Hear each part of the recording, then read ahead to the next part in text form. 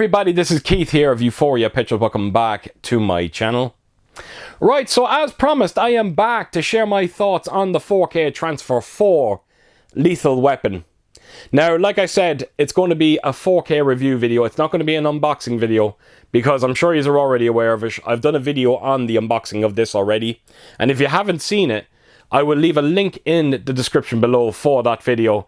And I have to tell you, if you look at the comment section of that video, I think it's safe to say there's not a big fan base out there for this release. As a matter of fact, I can't think of too many comments where people said they actually like this one. And you know what?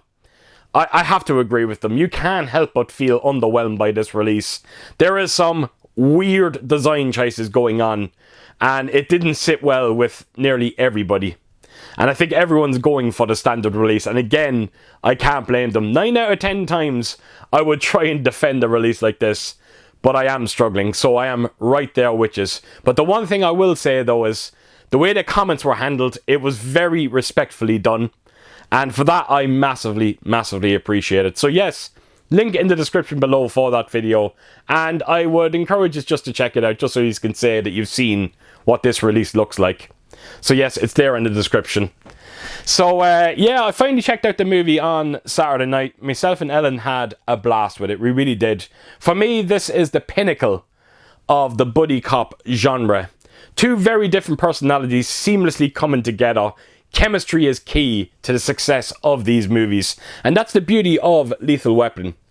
Because, like I said, Danny Glover and Mel Gibson, they just fit so well together.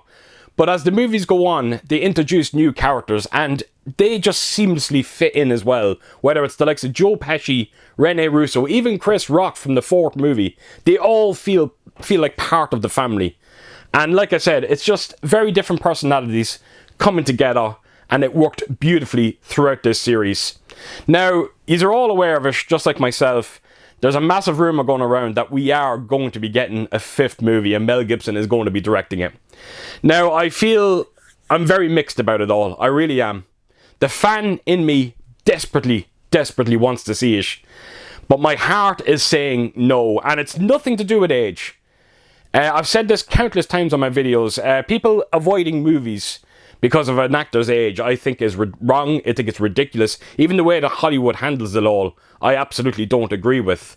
My problem with Lethal Weapon 5 is I just feel that they won't be able to capture the magic that made all of these movies so special. Not only that, but when you watch the fourth movie and when you see how that all ends, it's just perfect. It really is. And it feels like you're almost tarnishing the ending of that movie by giving us a fifth one.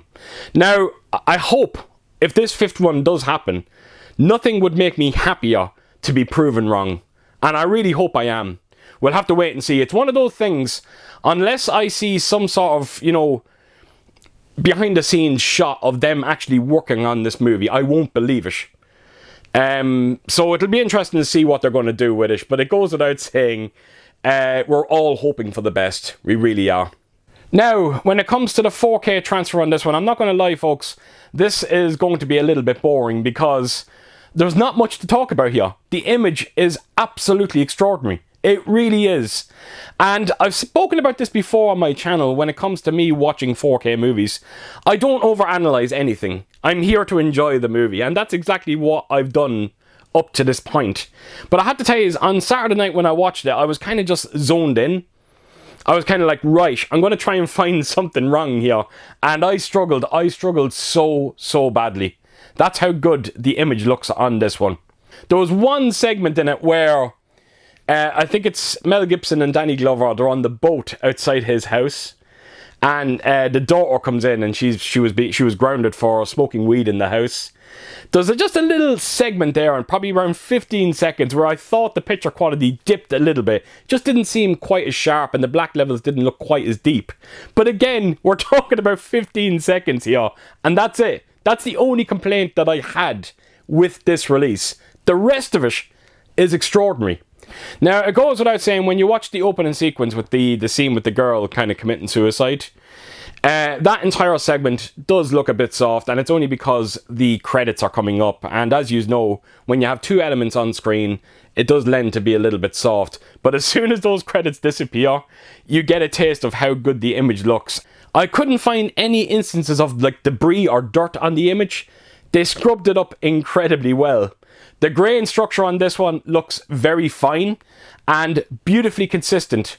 Once again, even with those like indoor shots, particularly for a movie of this age, when you see it on 4K, when it goes inside, sometimes the grain can look a little bit heavier. No. It stays consistently fine throughout this movie. It looks beautifully filmic.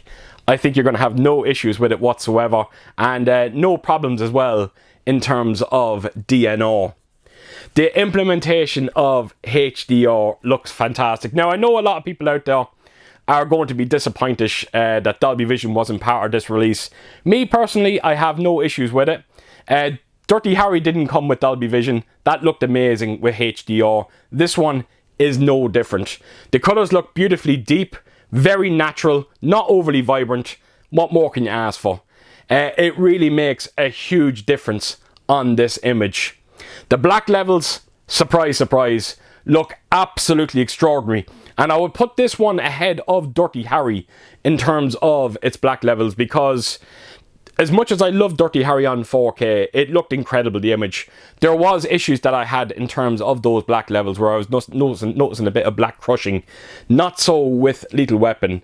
No issues going on whatsoever in terms of black crush. So like I said, those blacks are insanely deep. The image is incredibly sharp. I don't know why, for some strange reason.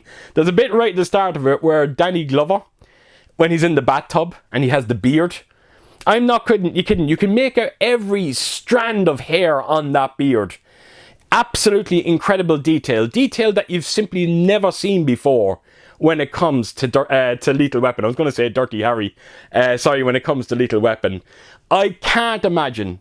If you go in to this movie and you can find flaws with it, fair play to you, because you must have been really, really looking for it. I tried my best. I think it's a borderline flawless 4K transfer, and I think die-hard fans are going to be absolutely ecstatic with how this image looks. It's a game changer, particularly for Lethal Weapon. Now, it comes with a Dolby Atmos soundtrack. I'm not going to lie, it's not bad. I have to get that across right at the start here. But I have to tell you, I have this funny feeling that if I had the option to listen to it in DTS 5.1 audio, there wouldn't be a whole lot of a difference there.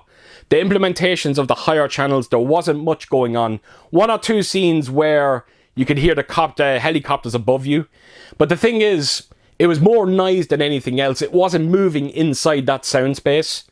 So there wasn't much need for it, if I'm completely honest. So yes, other than a couple of helicopters and one or two instances of ambient sound, you're not getting much there in terms of your higher channels. In terms of your rear channels activity, again, it's all down to the more kind of heavier action set pieces. Guns do pack a nice punch when they're fired. The low-end bass, again, I'm not going to say it's amazing on this one. There's one or two scenes where you do hear explosions, and there is a nice level of bass to them, but again, I wouldn't say reference. I've heard a hell of a lot better. I think the Dolby Atmos soundtrack gets the job done. I think it's faithful. I think it sounds exactly how Lethal Weapon is meant to sound, and again, I don't think you're going to have too many complaints with it. So there you have it, folks. That is my review of Lethal Weapon, and as you can see by the video, I am very happy with the results here. And I have to tell you, if we do end up getting the rest of them on 4K, and if they look like this, I can't imagine anyone having too many complaints. Fingers crossed we will get the rest of them on 4K. So with that said, I am going to let you go. So as per usual, if you did like what you see here, please do give it a thumbs up. And if you could do, leave a comment down below. And please do share your thoughts on this movie. And yeah, I hope to see you all again real soon with my next video. Until then, I'll see you soon. Bye bye.